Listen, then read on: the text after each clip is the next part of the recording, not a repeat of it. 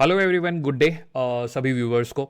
आज हम डिस्कस करेंगे बेसिकली हिरार्किकल क्लस्टरिंग। इस पूरी प्लेलिस्ट में हम सारे मशीन लर्निंग के एल्गोरिदम्स को 7 मिनट्स के अंदर कंप्लीट कर रहे हैं। तो आज का जो टॉपिक है आपकी स्क्रीन पे है, तो बिना टाइम वेस्ट करे बात करते हैं। देखिए, जो अनसुपरवाइज मशीन लर्निंग का एक पावरफुल एल्गोरिदम है उसकी आज हम बात करने वाले हैं। डेटा जो आपका होता है उसको हिरार्की के फॉर्म में ऑर्गेनाइज करता है। ये अनसुपरवाइज लर्निंग का टेक्निक है। तो अनसुपरवाइज बेसिकली क्या होती है, जहां पे आपके पास डेटा में लेबल्स नहीं होते, मतलब कॉलम नेम नहीं होते। इसका मतलब होता है बेसिकली सिंपल, आप समझ लो कि लेबल नहीं होने का मतलब है कॉलम नेम नहीं होना। इसका जो मेन जो ऑब्जेक्टिव है, डेटा पॉइंट्स को क्लस्टर के ग्रुप में करना है। एक ट्री लाइक स्ट्रक्चर बनता है जिसमें कि बेसिकली एक डेंडोग्राम कहते हैं, जिस स्ट्रक्चर को हम डेंडोग्राम कहते हैं, डेंडोराग्राम भी इसको कुछ लोग कहते हैं। तो it's pretty much subjective, so that's what I have mention here. आप इसको ध्यान से देखो, इस ग्राफ को जो आपकी स्क्रीन पे है।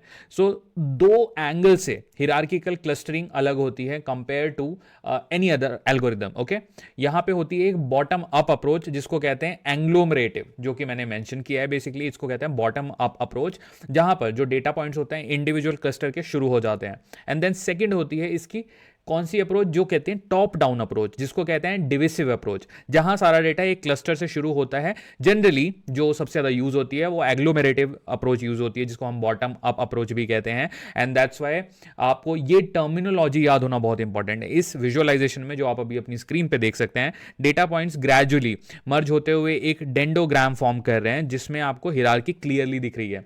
सो बेसिकली डेंडोग्राम ये स्ट्रक्चर हुआ जो कि ऊपर यहां पे फॉर्म हो रहा है। एंड नीचे मैंने वो चीज पर्टिकुलरली मेंशन भी करी है, देखिए, see this is how it looks like. So ये है हमारा अंडरस्टैंडिंग ऑफ कि बेसिकली ये होता क्या है, मतलब why this algorithm do exist. Machine learning में ये एक डिफरेंट एल्गोरिदम है क्यों, बिकॉज ये टर्म आपने अभी तक नहीं सुनी होगी। Now let's move on two point number 2, जो कि है हमारा एंग्लोमेरेटिव के बारे में ही हम बात करेंगे, क्योंकि देखिए सबसे ज्यादा जो यूज होता है वो वही यूज होता है। सो जो ये स्टेप है, इसमें कुछ सर्टेन स्टेप है। अब हर एक स्टेप को मैंने मेंशन किया है। हर एक डेटा पॉइंट को आपको इंडिविजुअल क्लस्टर में मान के चलना होता है। ये आपका स्टेप नंबर 1 होता है। यहाँ पे दो सबसे क्लोजेस्ट क्लस्टर जो होते हैं उनको आप फाइंड करो, डिस्टेंस मेजर करो, और यहां पे आप अगेन यूक्लिडियन डिस्टेंस ही कैलकुलेट करते हो। ये आपका अगला स्टेप होता है। उसके बाद जो दो क्लस्टर हैं उनको मर्ज करके एक नया क्लस्टर बनाओ, ये है step number 3। Then distance matrix को अपडेट करें और एक नया मर्ज क्लस्टर आप बनाओगे, and that will be your step number 4। Now जब तक सिर्फ एक क्लस्टर ना बन जाए, आपको स्टेप नंबर 4 को रिपीट करना है, और जो आपके डिजायर्ड नंबर ऑफ क्लस्टर ना मिल जाए जब तक, तो आप स्टेप नंबर 2, 3, 4 को रिपीट करते रहें। तो आप अपनी जो स्क्रीन पे अभी ग्राफ देख रहे हो, बेसिकली इसमें भी आप ऑब्जर्व कर सकते हो कि जो डेटा पॉइंट्स हैं शुरू होकर स्टेप बाय स्टेप मर्ज होते हैं और फाइनली कंप्लीट हिरार्की बन जाती है, क्योंकि ये सब आपस में मर्ज हो रहे हैं। देखिए, इसको थोड़ा सा मैं आपको जूम भी करके दिखाता हूं। So ultimately they are merging and they are converting into dendrogram, जिसकी मैं अभी बात कर रहा था। तो ये बहुत ही इंपॉर्टेंट है पर्टिकुलर। देखिए, एग्लोमरेटिव, डेंडोग्राम, ये सब टर्मिनोलॉजी और किसी एल्गोरिदम में आपको जल्दी से देखने को नहीं मिलती। So this is very important, you should memorise this. Now let's talk about point number 3 कि लिंकेज मेथड इसके अंदर क्या होता है, मतलब लिंकेज मेथड क्या होते हैं। ये कई बार इंटरव्यू में पूछा जा सकता है।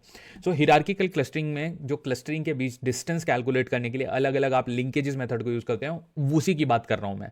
इसके जो मेन है वो 3 टाइप होते हैं। सिंगल लिंकेज, जो दो क्लस्टर को क्लोजेस्ट पॉइंट में मिनिमम डिस्टेंस होता है। देन होता है आपका कंप्लीट लिंकेज, जो कि पॉइंट्स के बीच का मैक्सिमम डिस्टेंस होता है। और थर्ड होता है एवरेज लिंकेज, सभी पेयर्स को एक एवरेज आउट डिस्टेंस पे वो हम कैलकुलेट करते हैं।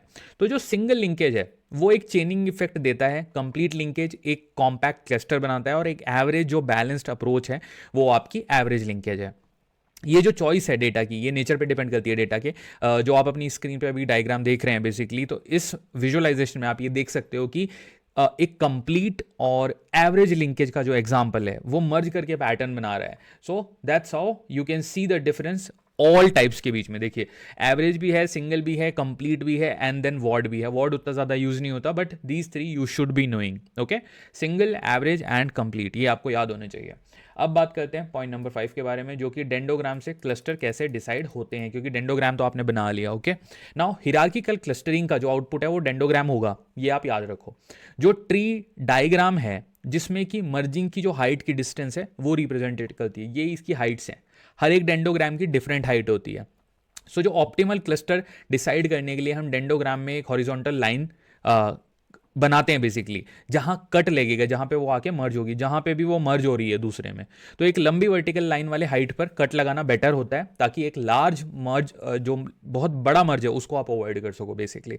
इट्स अगेन इंपॉर्टेंट, ये जो मेथड है कि एक स्पेसिफिक डिस्टेंस की जरूरत आपको पड़ती है यहाँ पे, अनलाइक के मींस क्लस्टरिंग। के मींस क्लस्टरिंग का ऑपोजिट है यहाँ पे। तो इस डेंडोग्राम में आप देख सकते हो कि हाइट के बेसिस पे कट लगाकर अलग नंबर्स ऑफ क्लस्टर, जैसे कि 2 या 3 इजीली ऑब्टेन किए जा सकते हैं, जो आप देख सकते हो मल्टीपल क्लस्टर हैं यहाँ पे। ओके, 1 2 3 4, तो चारों अलग अलग यहाँ पे डिफाइन किए हुए हैं। एंड उसी को थोड़ा सिंप्लीफाई करने के लिए आई पुट दिस डायग्राम, ताकि आप लोग समझ सको। 4 क्लस्टर है हमारे पास यहाँ पे। Now let's talk about point number 5 कि इसका रियल लाइफ एग्जांपल क्या है। इतने सारे एल्गोरिदम जब हमारे पास ऑलरेडी हैं, तो एक और एल्गोरिदम की हमें जरूरत पड़ती क्यों है? तो बेसिकली अब एक प्रैक्टिकल एग्जांपल, इस डेटा सेट में 3 आइरिस स्पीशीज का मेजरमेंट है। जब हम लोग एंग्लोमेरेटिव हिरार्किकल क्लस्टरिंग अप्लाई करते हैं, तो जो डेंडोग्राम है 3 में से ब्रांचेस में डिवाइड हो जाते हैं, जो एक एक्चुअल आपको स्पीशीज से बहुत ही अलग मैच करके देता है बिना किसी लेबल के। ये डेटा सेट हिरार्किकल क्लस्टरिंग को इफेक्टिवनेस भी डेमोन्स्ट्रेट कर रहा है, आप देख सकते हो अपनी स्क्रीन पे। इस विजुअलाइजेशन में आप देख सकते हो कि आइरिस डेटा जो हो है, आयरिश डेटा सेट जो कि काफी ज्यादा यूज होता है, गूगल कर लेना आप लोग, इजीली मिल जाएगा। उसके ऊपर जो डेंडोग्राम बना है 3 क्लस्टर शो कर रहा है, जो ओरिजिनल क्लास से अलाइन करते हैं। And this is something you should know. So this is again very important point. अब बात करते हैं लास्ट पॉइंट के बारे में, जो बात करता है इसके एडवांटेजेस एंड लिमिटेशंस के बारे में। तो एडवांटेजेस क्या है? के पहले से स्पेसिफाई करने की जरूरत नहीं होती, डेंडोग्राम फ्लेक्सिबल होता है, एंड हिरार्की जो होती है विजुअलाइज करना इजी होता है डेंडोग्राम के थ्रू। और एक और एडवांटेज है, वो है स्मॉल डेटा सेट पे बहुत इफेक्टिव है। अब लिमिटेशंस क्या है? कंप्यूटेशनली एक्सपेंसिव है, इसमें ओवन टाइम और स्पेस लार्ज डेटा सेट पे काफी स्लो काम करता है, और एक बार मर्ज हो गया तो अंडू करना टफ हो जाता है। Then third last advantage, last point है आउटलाइन, और जो आउटलायर होता है और नॉइस है वो काफी सेंसिटिव होता है। तो यहां पे हमारा ये वीडियो खत्म होता है। आई होप आपको वीडियो पसंद आया होगा। अगर वीडियो पसंद आया तो चैनल को सब्सक्राइब कर देना, वीडियो को लाइक करना, कमेंट करके कोई क्वेश्चन कंसर्न हो प्लीज पूछ लेना। मिलता हूं अगले वीडियो में। Thank you so much.